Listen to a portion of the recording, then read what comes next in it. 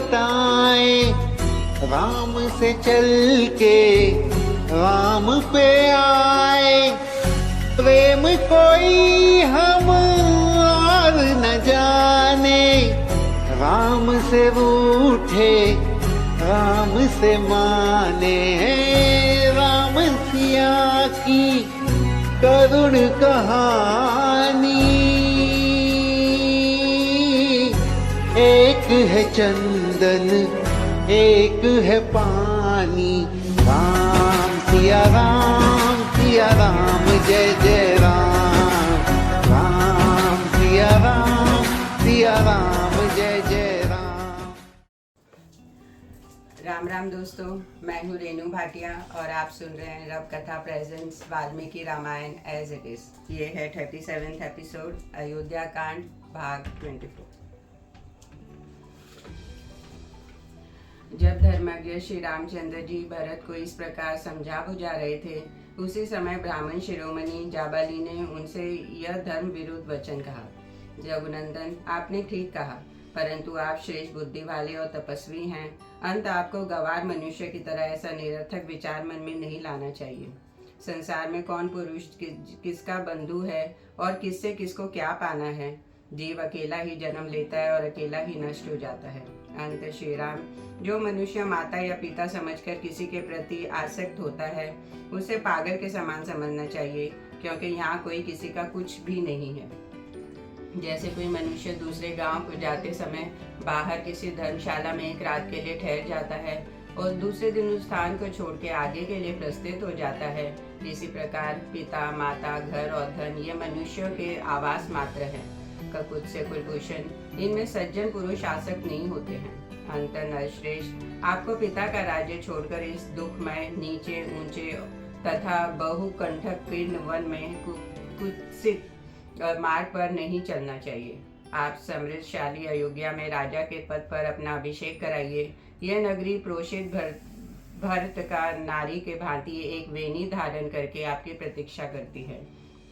राजकुमार, जैसे देवराज इंद्र स्वर्ग में विहार करते हैं, उसी प्रकार आप बहुमूल्य राजभोगों का उपयोग करते हुए अयोध्या में विहार कीजिए। राजा दशरथ आपके कोई नहीं थे और आप भी उनके कोई नहीं हैं। राजा दूसरे थे और आप भी दूसरे हैं, इसलिए मैं जो कहता हूँ वही कीजिए। पिता जीव के जन्म में निमित्त कारण मात्र होता है। वास्तव में ऋतुमती माता के द्वारा गर्भ में धारण किए हुए वीर्य और रज का परस्पर संयोग होने पर ही पुरुष यहाँ जन्म होता है। राजा को जहाँ जाना था वहाँ चले गए, वो प्राणियों के लिए स्वाभाविक स्थिति थी। आप तो व्यर्थ ही मारे जाते हैं और कष्ट उठा रहे हैं। जो मनुष्य प्राप्त हुए अर्थ का परित्याग करके धर्म परायण हुए हैं, उन्हीं के लिए मैं शोक करता हूँ, दूसरों के लिए नहीं। वह इस जगत में धर्म के नाम पर केवल दुख भोग कर मृत्यु के पश्चात नष्ट हो गए हैं।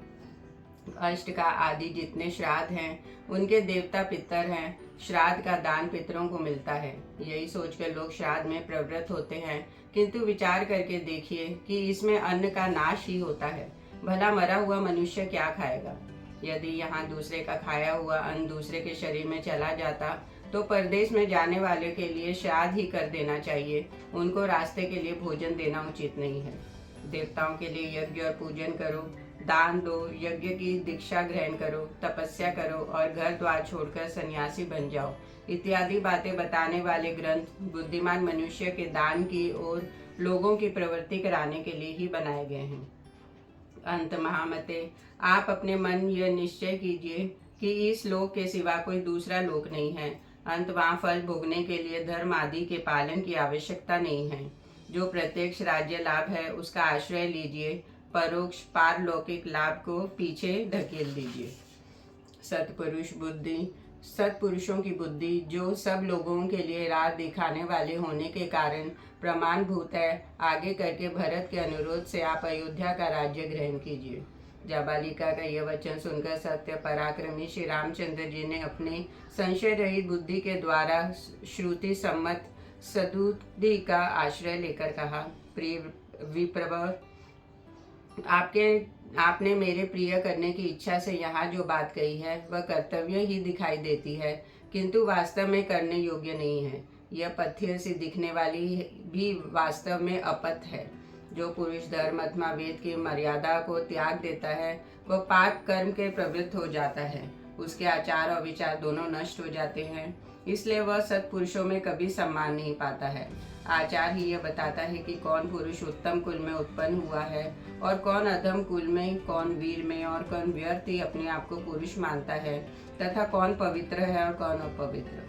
आपने जो आचार बताया है उसे अपनाने वाले पुरुष श्रेष्ठ सा दिखाई देने पर भी वास्तव में अनार्य होगा, बाहर से पवित्र दिखने पर भी भीतर से अपवित्र होगा, उत्तम लक्षणों से युक्त सा प्रतीत होने पर भी वास्तव में उसके विपरीत होगा, तथा शीलवान सा दिखने पर भी वस्तुतः वह दुशील ही होगा।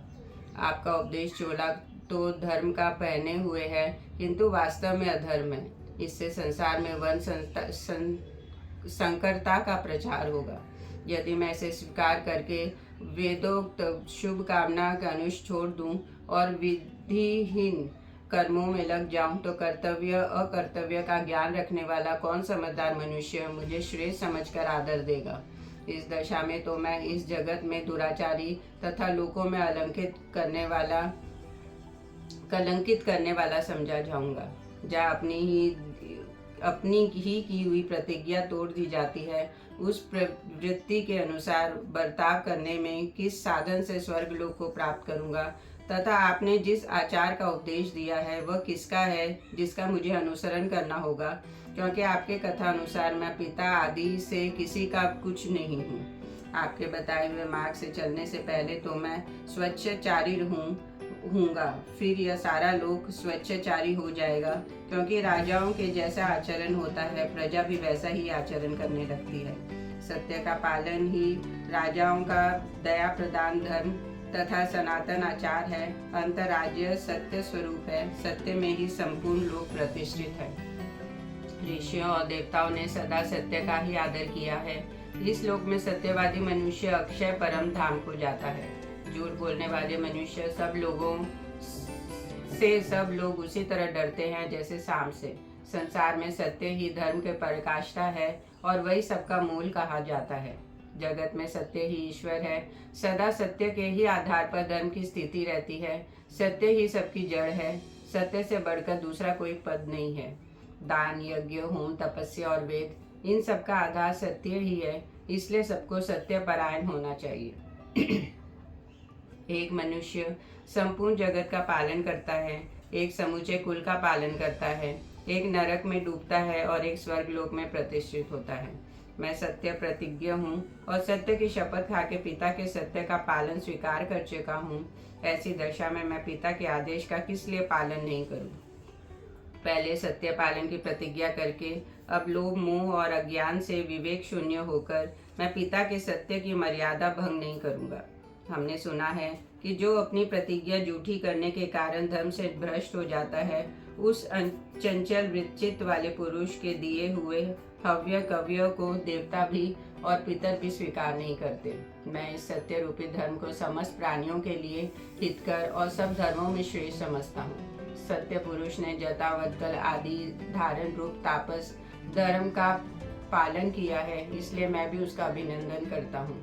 जो धर्मयुक्त प्रतीत हो रहा है किंतु वास्तव में अधर्म रूप है, जिसका नीच, क्रूर, लोभी और पापाचारी पुरुषों ने सेवन किया है, ऐसे शास्त्र धर्म का पिताजी की आज्ञा भंग करके राज्य ग्रहण करने का मैं अवश्य त्याग करूंगा, क्योंकि यह न्याय युक्त नहीं है।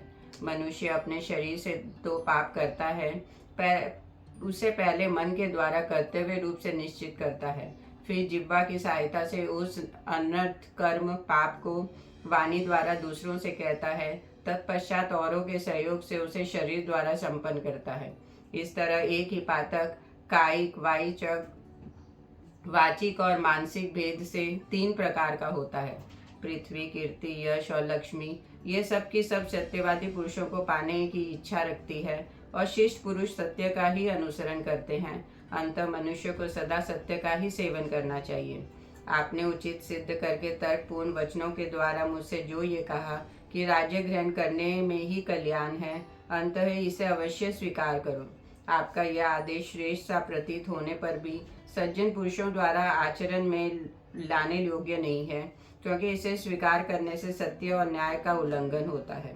मैं पिताजी के सामने इस तरह वन में रहने की प्रतिज्ञा कर चुका हूँ, अब उनकी आज्ञा का उल्लंघन करके मैं भरत की बात कैसे मान लूंगा। गुरु के समीप की हुई मेरी यह प्रतिज्ञा अटल है, किसी तरह तोड़ी नहीं जा सकती। उस समय जब मैंने प्रतिज्ञा की थी, देवी कैकेयी का हृदय हर्ष से खिल उठा था।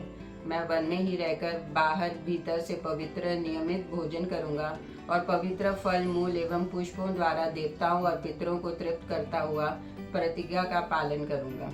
क्या करना चाहिए और क्या नहीं, इसका निश्चय मैं कर चुका हूँ। अंत फल मूल आदि से पांचों इंद्रियों को संतुष्ट करके निश्चल श्रद्धा पूर्वक लोक यात्रा पिता की आज्ञा के पालन स्वरूप व्यवहार का निवारण करूंगा।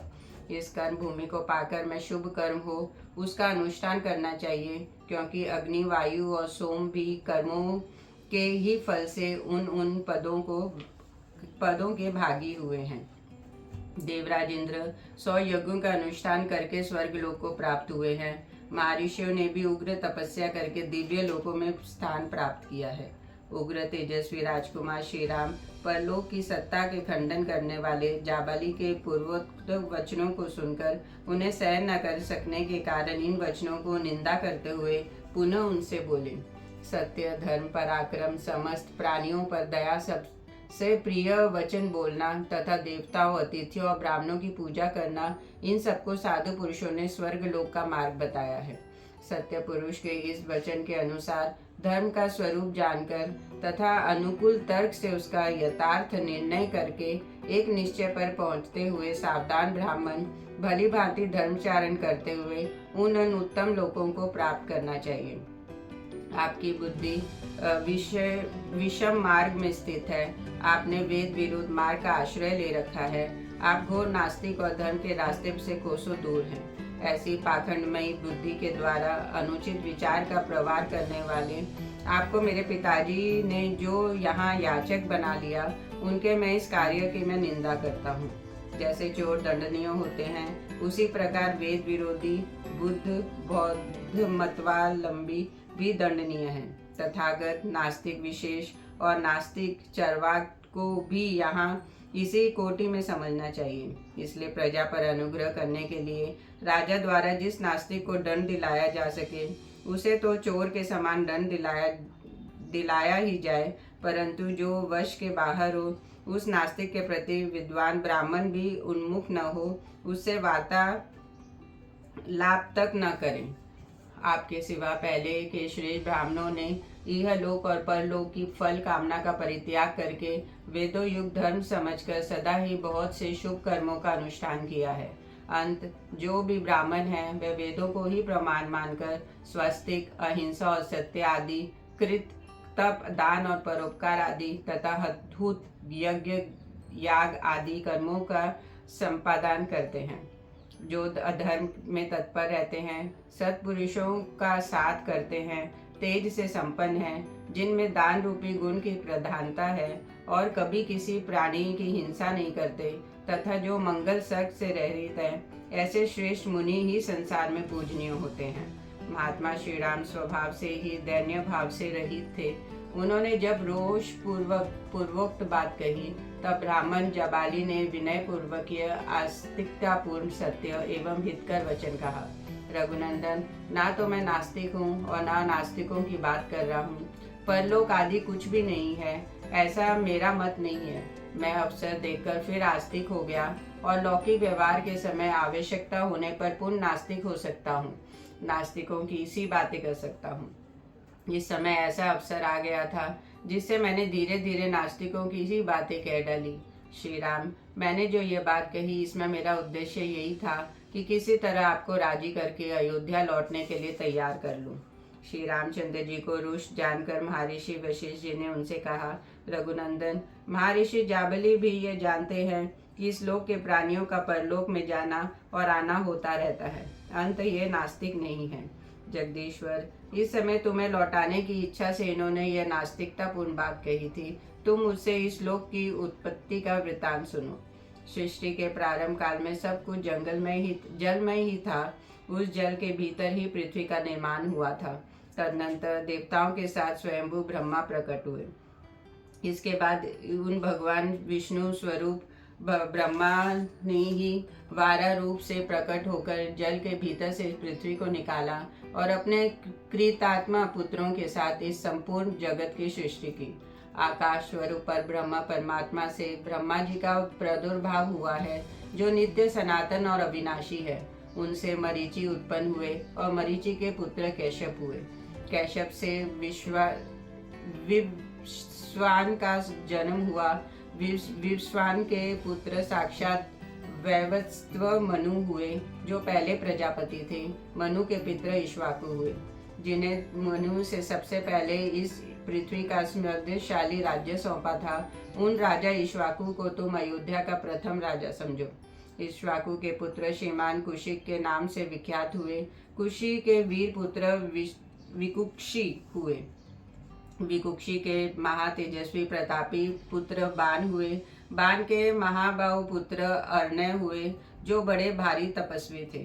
सत्य पुरुषों में श्रेष्ठ महाराजा अर्णय के राज्य में कभी अनावृष्टि नहीं हुई, अकाल नहीं पड़ा और कोई चोर भी उत्पन्न नहीं हुआ। महाराज अनर्य के राजा पृथु हुए। अनर्य से राजा पृथु हुए। उन पृथु से महातेजस्वी त्रिशंकु की उत्पत्ति हुई। वह वीर त्रिशंकु विश्वामित्र के सत्य वचन के प्रभाव से सदैव स्वर्गलोक को चले गए थे। त्रिशंकु के महायशस्वी धुंधुमार हुए। धुंधुमार से महातेजस्वी युवानक्ष का जन्म हुआ। युवानक्ष के पुत्र श्रीमान माध्यंता हुए। मानधाता के महान तेजस्वी पुत्र सुगंधि हुए। सुगंधि के दो पुत्र ध्रुव संधि और प्रसेनजित थे। ध्रुव संधि के यशस्वी पुत्र शत्रुसूदन भरत थे। महाभाव भरत से असित नामक पुत्र उत्पन्न हुए, जिसके शत्रुभूत प्रतिपक्षी राजा ये है ताल जंग और शूर शशबिंदु उत्पन्न हुए। उन सबका सामना करने के लिए सेना का व्यूह बनाकर युद्ध के लिए डटे रहने पर भी शत्रुओं की संख्या अधिक होने के कारण राजा असित को हारकर प्रदेश की शरण लेनी पड़ी। वह रमणीय शैल शिखर पर प्रसन्नता पूर्वक रहकर मुनि भाव से परमात्मा का मनन चिंतन करने लगे। सुना जाता है आसित की 2 पत्नियां गर्भवती थी। उनमें से एक महाभाग कमल लोचना राजपत्नी ने उत्तम पुत्र पाने की अभिलाषा रखकर देवतुल्य तेजस्वी भृगुवंशी च्यवन मुनि के चरणों में वंदना की, और दूसरी रानी ने अपने सौत के गर्भ का विनाश करने के लिए उसे जहर दे दिया। उन दोनों भृगुवंशी च्यवनी मुनि हिमालय पर रहते थे। राजा आसित की कालिंदी नामक पत्नी ऋषि के चरणों में पहुंचकर उन्हें प्रणाम किया। मुनि ने प्रसन्न होकर पुत्र की उत्पत्ति के लिए वरदान चाहने वाली रानी से इस प्रकार कहा, देवी, तुम्हें एक महामनस्वी लोक विख्यात पुत्र प्राप्त होगा, जो धर्मात्मा शत्रुओं के लिए अत्यंत भयंकर, अपने वंश को चलाने वाला और शत्रुओं का संहारक होगा। यह सुनकर रानी ने मुनि की परिक्रमा की और उनसे विदा लेकर वहां से अपने घर आने पर उस रानी ने एक पुत्र को जन्म दिया, जिनकी कांति कमल के भीतरी भाग के समान सुंदर थी और नेत्र कमल दल के समान मनोहर थे। सौत ने उसके गर्भ को नष्ट करने के लिए जो विष दिया था, उस गर्भ के साथ ही वह बालक प्रकट हुआ, इसलिए सगर नाम से प्रसिद्ध हुआ। राजा सगर ही वे हैं जिन्होंने पूर्व के दिन यज्ञ की दीक्षा ग्रहण करके खुदाई के वेग से इन समस्त प्रजाओं को भयभीत करते हुए अपने पुत्रों द्वारा समुद्र खुदवाया था। हमारे सुनने में आया है कि सगर के पुत्र असमंज हुए, जिन्हें पाप कर्म में मृत्यु होने के कारण पिता ने जीते जी ही राज्य से निकाल दिया था। असमंज के पुत्र अंशुमान हुए, जो बड़े पराक्रमी थे। अंशुमान के दिलीप और दिलीप के पुत्र भगीरथ हुए। भगीरथ से ककुत्स्य का जन्म हुआ, जिनसे उनके वंश को काकुत्स्य कहलाने हैं। काकुत्स्य के पुत्र रघु, जिनसे एक वंश के लोग राघव कहलाए। रघु के तेजस्वी पुत्र कलमाशपाद हुए, जो बड़े होने पर शाप वंश कुछ वर्षों के लिए नरभक्षी राक्षस हो गए थे। वे इस पृथ्वी पर सौदास नाम से विख्यात थे। कल्पमाशपाद के पुत्र शखन हुए, जो हमारे सुनने में आया है, जो युद्ध में सुप्रसिद्ध पराक्रम प्राप्त करके भी सेना सहित नष्ट हो गए थे। शंखन के शूरवीर पुत्र श्रीमान सुदर्शन हुए। सुदर्शन के पुत्र अग्निवर्ण और अग्निवर्ण के पुत्र शीघ्रग थे। शीघ्रग के पुत्र मरु, मरु के पुत्र पशुश्रव तथा पशुश्रव के महाबुद्धिमान पुत्र अम्बरीश हुए। अम्बरीश के पुत्र सत्य पराक्रमी नहुष थे। नहुष के पुत्र नाभाग हुए जो बड़े धर्मात्मा थे। नाभाग के 2 पुत्र हुए, अज और सुव्रत। अज के धर्मात्मा पुत्र राजा दशरथ थे। दशरथ के ज्येष्ठ पुत्र तुम, जिनके श्री राम के नाम से प्रसिद्ध है। नरेश्वर, यह अयोध्या का राज्य तुम्हारा है, इसे ग्रहण करो, इसकी देखभाल करते रहो। समस्त इक्ष्वाकु के यहाँ ज्येष्ठ पुत्र ही राजा होता आया है। ज्येष्ठ के होते हुए छोटा पुत्र राजा नहीं होता। ज्येष्ठ पुत्र का राजा के पद पर अभिषेक होता है। महायशस्वी श्री राम, रघुवंशियों का जो अपना सनातन कुल धर्म है, उसको आज तुम नष्ट न करो। बहुत से अवान्तर देशों वाले तथा प्रचुर रत्न राशि से संपन्न इस वसुधा का पिता की भांति पालन करो। इस समय राजपुरोहित वशिष्ठ ने पूर्वक बातें कहकर पुनः श्री राम से दूसरी धर्म युक्त बातें कही। रघुनंदन, ककुत्स कुलभूषण, इस संसार में उत्पन्न हुए पुरुष के सदा 3 गुरु हैं, आचार्य, पिता और माता। पुरुष प्रवर, पिता पुरुष के शरीर को उत्पन्न करता है, इसलिए गुरु है। आचार्य उसे ज्ञान देता है, इसलिए गुरु कहलाता है। शत्रुओं को संताप देने वाले रघुवीर, मैं तुम्हारे पिता का और तुम्हारा भी आचार्य हूँ। अंत मेरे आज्ञा का पालन करने से तुम सत्य पुरुषों के पद का त्याग करने वाले नहीं समझे जाओगे। तात, यह तुम्हारे सभासद, बंधु बांधव तथा समस्त राजा पधारे हुए हैं। इनके प्रति धर्मानुकूल बर्ताव करने से तुम्हारे द्वारा सन्मार्ग का उल्लंघन नहीं होगा।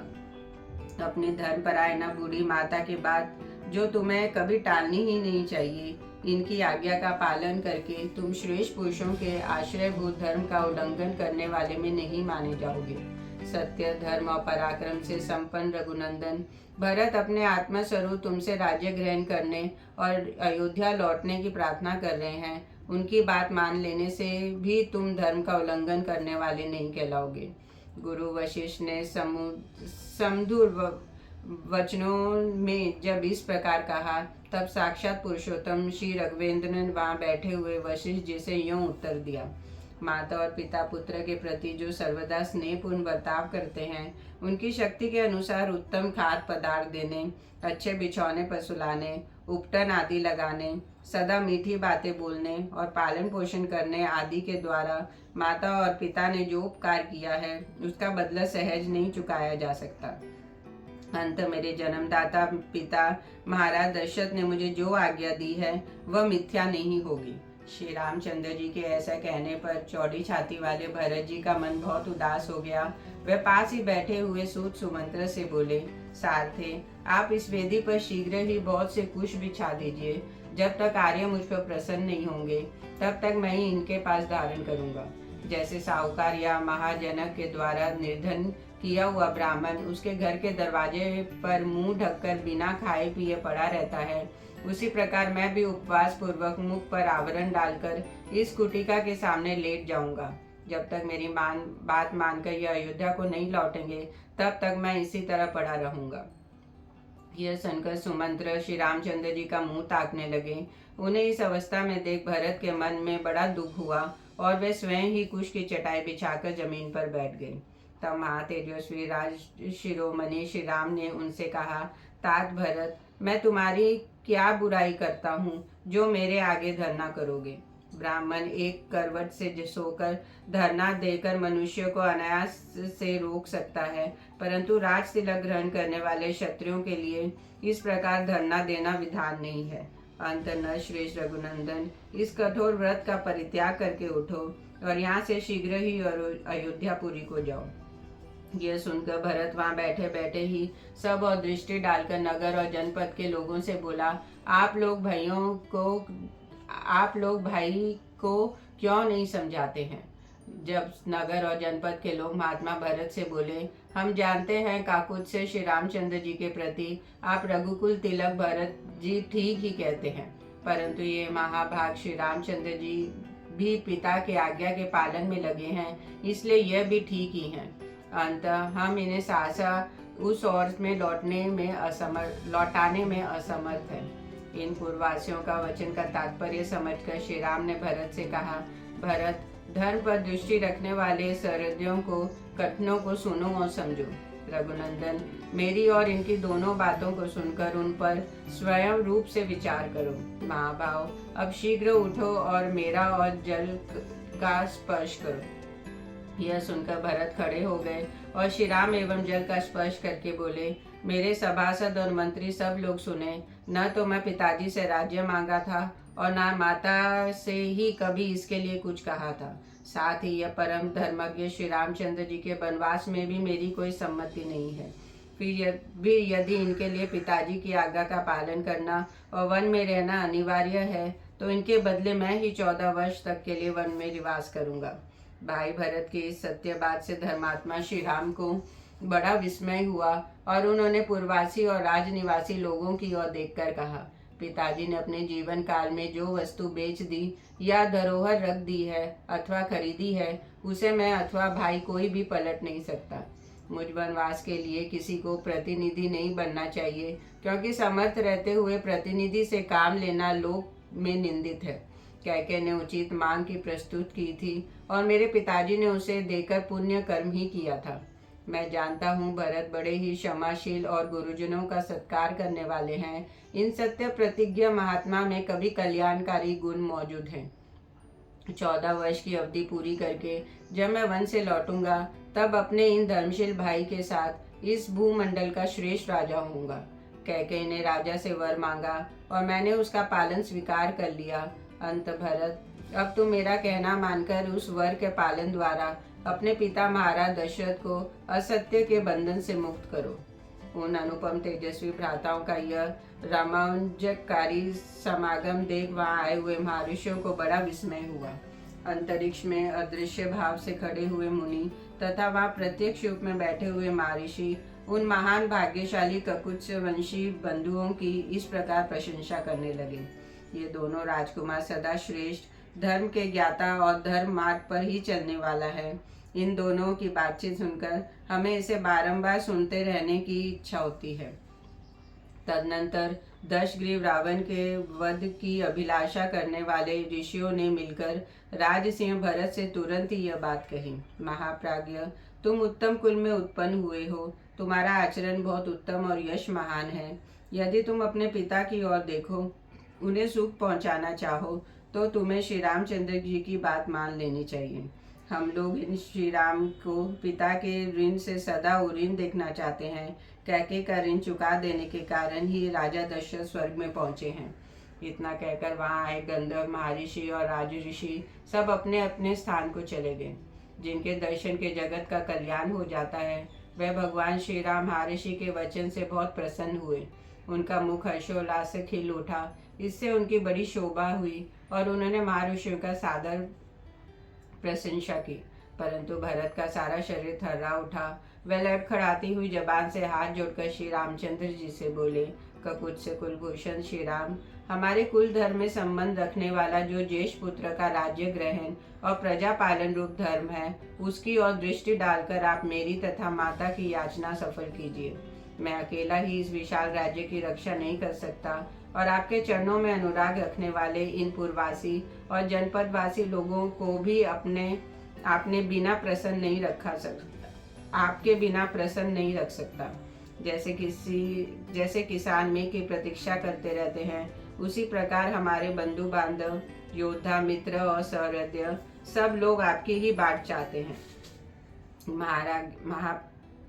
महाप्राज्ञ, आप इस राज्य को स्वीकार करके दूसरे किसी को इसका पालन का भार सौंप दीजिए। वही पुरुष आपके प्रजा वर्ग अथवा लोक का पालन करने में समर्थ हो सकता है। ऐसा कहकर भरत अपने भाइयों के चरणों पर गिर पड़े। इस समय उन्होंने श्री रघुनाथ जी से अत्यंत प्रिय वचन बोलकर उनसे राज ग्रहण करने के लिए बड़ी प्रार्थना की। तब श्री रामचंद्र जी ने श्याम वर्ण कमल नयन भाई भरत को उठाकर गोद में बिठा लिया और मद हंस के समान मधु स्वर में स्वयं ये बात कही, तात, तुम्हें जो ये स्वाभाविक विनयशील बुद्धि प्राप्त हुई है, इस बुद्धि के द्वारा तुम समस्त भूमंडल की रक्षा करने में पूर्ण रूप से समर्थ हो सकते हो। इसके सिवा अमात्य, सहृदयों और बुद्धिमान मंत्रियों से सलाह लेकर उनके द्वारा सब कार्य वे कितने ही बड़े क्यों न हो कर सकते हो। चंद्रमा के से उसकी प्रभा अलग हो जाए, हिमालय हिम का परित्याग कर दे अथवा समुद्र अपनी सीमा को लांघकर आगे बढ़ जाए, किंतु मैं पिता की प्रतिज्ञा नहीं तोड़ सकता। तात, माता कैकेयी ने कामना से अथवा लोभवश तुम्हारे लिए जो कुछ किया है उसको मन में न लाना और उनके प्रति सदा वैसा ही बर्ताव करना जैसे अपनी पूजनीय माता के प्रति करना उचित है। जो सूर्य के समान तेजस्वी है तथा जिनका दर्शन प्रतिपदा द्वितीया के चंद्रमा की भांति आह्लादजनक है, उन कौशल्यानंदन श्री राम के इस प्रकार कहने पर भरत उनसे यूं बोले, आर्य, ये 2 स्वर्ण भूषित पादुकाएं आपके चरणों में अर्पित है, आप इन पर अपने चरण रखें। ये ही संपूर्ण जगत के योग क्षेम का निर्वाह करेंगे। जब महातेजस्वी पुरुष श्री राम ने उन पादुओं पर चढ़कर उन्हें फिर अलग कर दिया और महात्मा भरत को सौंप दिया। इन पादुकों को प्रणाम करके भरत ने श्री राम से कहा, वीर रघुनंदन, मैं भी 14 वर्ष तक जटा और चीर धारण करके फल फूल का भोजन करता हुआ आपके आवागमन की प्रतीक्षा में नगर से बाहर ही रहूंगा। परंतप इतने दिनों तक राज्य का सारा भार आपके इन चरणों पादुकाओं पर ही रखकर मैं आपकी बाट जोड़ता रहूंगा। रघुकुल शिरोमणि, यदि 14वां वर्ष पूर्ण होने पर नूतन वर्ष के प्रथम दिन ही मुझे आपका दर्शन नहीं मिला तो मैं जलती हुई आग में प्रवेश कर जाऊंगा। श्री रामचंद्र जी ने बहुत अच्छा कहकर स्वीकृति दे दी और बड़ी आदर के साथ भरत को हृदय से लगाया। तत्पश्चात शत्रुघ्न ने भी छाती से लगकर ये बात कही, रघुनंदन, मैं तुम्हें अपनी और सीता की शपथ दिलाकर कहता हूँ कि तुम माता कैकेयी की रक्षा करना, उनके प्रति कभी क्रोध न करना। इतने कहते कहते उनकी आंखों में आंसू उमड़ आए। उन्होंने व्यथित हृदय से भाई शत्रुघ्न को विदा किया। धर्मज्ञ भरत ने भली भांति अलंकृत की हुई उन परम उज्ज्वल चरण पादुकाओं को लेकर श्री रामचंद्र जी की परिक्रमा की तथा उन पादुकाओं को राज की सवारी में आने वाले सर्वश्रेष्ठ गजराज के मस्तक पर स्थापित किया। तदनंतर अपने धर्म में हिमालय की भांति अविचल भाव से स्थित रहने वाले रघुवंश वर्धन श्री राम ने क्रमश वहां आए हुए जन समुदाय, गुरु, मंत्री, प्रजा तथा दोनों भाइयों का यथा योग्य सत्कार करके उन्हें विदा किया। उस समय कौशल्या आदि सभी माताओं का गला आंसुओं से रूंध गया था। वह दुख के कारण श्री राम को संबोधित भी न कर सकी। श्री राम भी सब माताओं को प्रणाम करते रोते हुए अपनी कुटिया में चले गए। तदनंतर श्री रामचंद्र जी की दोनों चरण पादुकाओं को अपने मस्तक पर रखकर भरत शत्रुघ्न के साथ प्रसन्नता पूर्वक रथ पर बैठे। वशिष्ठ, वामदेव और दृढ़ता पूर्वक उत्तम व्रत का पालन करने वाले जाबाली आदि सब मंत्री जो उत्तम मंत्रणा देने के कारण सम्मानित थे, आगे आगे चले। वे सब लोग चित्रकूट नामक वह पर्वत की परिक्रमा करते हुए परम रमणीय मंदाकिनी नदी को पार करके पूर्व दिशा की ओर प्रस्थित हुए। उस समय भरत अपनी सेना के साथ सहस्त्र प्रकार के रमणीय धातुओं को देखते हुए चित्रकूट के किनारे से होकर निकले। चित्रकूट से थोड़ी दूर जाने पर भरत ने वह आश्रम देखा जहाँ मुनिवर भरद्वाज जी निवास करते थे। अपने कुल को आनंदित करने वाले पराक्रमी भरत महर्षि भरद्वाज के उस आश्रम पर पहुंचकर रथ से उतर पड़े और उन्होंने मुनि को प्रणाम किया। उनके आने से महर्षि भरद्वाज को बड़ी प्रसन्नता हुई और उन्होंने भरत से पूछा, तात, क्या तुम्हारा कार्य संपन्न हुआ? क्या श्री रामचंद्र जी से भेंट हुई? बुद्धिमान भरद्वाज जी के इस प्रकार पूछने पर धर्मवत्सल भरत ने उन्हें इस प्रकार उत्तर दिया, मुने, भगवान श्री राम अपने पराक्रम पर दृढ़ रहने वाले हैं। मैंने उनसे बहुत प्रार्थना की, गुरुजी ने अनुरोध किया, तब उन्होंने अत्यंत प्रसन्न होकर गुरुदेव वशिष्ठ जी से इस प्रकार कहा, मैं 14 वर्ष तक वन में हूँ, इसके लिए मेरे पिताजी ने प्रतिज्ञा कर ली थी। उनकी इस प्रतिज्ञा का ही मैं यथा रूप से पालन करूँगा। उनके ऐसा कहने पर बात के मन को समझने वाले महाज्ञानी वशिष्ठ जी ने बातचीत करने में कुशल श्री रघुनाथ जी से यह महत्वपूर्ण बात कही, महाप्राज्ञ, तुम प्रसन्नता पूर्वक ये स्वर्ण भूषित पादुकाएं अपने प्रतिनिधि के रूप में भरत को दे दो और इन्हीं के द्वारा अयोध्या के योग क्षेम का निर्वाह करो। गुरु वशिष्ठ जी के ऐसे कहने पर पूर्वाभिमुख खड़े हुए श्री रघुनाथ जी ने अयोध्या के राज्य का संचालक करने के लिए ये दोनों स्वर्ण भूषित पादुकाएं मुझे दे दी। तत्पश्चात मैं महात्मा श्री राम की आज्ञा पाकर लौट आया हूँ और उनकी इन मंगलमयी चरणों पादुकाओं को लेकर अयोध्या की ओर जा रहा हूँ। महात्मा भरत का यह शुभ वचन सुनकर भरद्वाज मुनि ने यह परम मंगलमय बात कही। भरत, तुम मनुष्य में सिंह के समान वीर तथा शील और सदाचार के ज्ञाताओं में श्रेष्ठ हो। जैसे जल नीची भूमि वाले जलाशय में सब ओर से बाहर चला आता है, उसी प्रकार तुम्हें सारे श्रेष्ठ गुण स्थित हो, यह कोई आशंका की बात नहीं, आश्चर्य की बात नहीं है। तुम्हारे पिता महाभाव राजा दशरथ सब प्रकार से उरीन हो गए, जिनके तुम जैसा धर्म प्रेमी और धर्मात्मा पुत्र हो। उन महाज्ञानी महर्षि के ऐसा कहने पर भरत ने हाथ जोड़कर उनके चरणों को स्पर्श किया। फिर वह उनसे जाने की आज्ञा लेने को उद्यत हुए। तदनंतर श्रीमान भरत बारंबार भरद्वाज मुनि की परिक्रमा करके मंत्रियों सहित अयोध्या की ओर चल दिए। फिर वह विस्तृत सेना, रथों, सैकड़ों घोड़ों और हाथियों के साथ भरत का अनुसरण करती हुई अयोध्या को लौटी। तत्पश्चात आगे जाकर उन सब लोगों ने तरंग मालाओं से सुशोभित दिव्य नदी यमुना को पार करके पुनः शुभ ललीला गंगा जी के दर्शन किए। फिर बंधु बांधव और सैनिकों के साथ मनोहर जल से भरी हुई गंगा को पार करके वह परम रमणीय श्रृंगवेरपुर में जा पहुंचे। श्रृंगवेरपुर से प्रस्थान करने पर उन्होंने पूर्ण अयोध्यापुरी का दर्शन हुआ, जो उस समय पिता और भाई दोनों से विहीन थी। उसे देखकर भरत ने दुख से संतप्त हो सारथी से इस प्रकार कहा, सारथी सुमंत्र जी, देखिए अयोध्या की सारी शोभा नष्ट हो गई है। अंत यह पहले भांति प्रकाशित नहीं होती है। इसका वह सुंदर रूप व आनंद जाता रहा। इस समय अत्यंत दीन और नीरव हो रही है।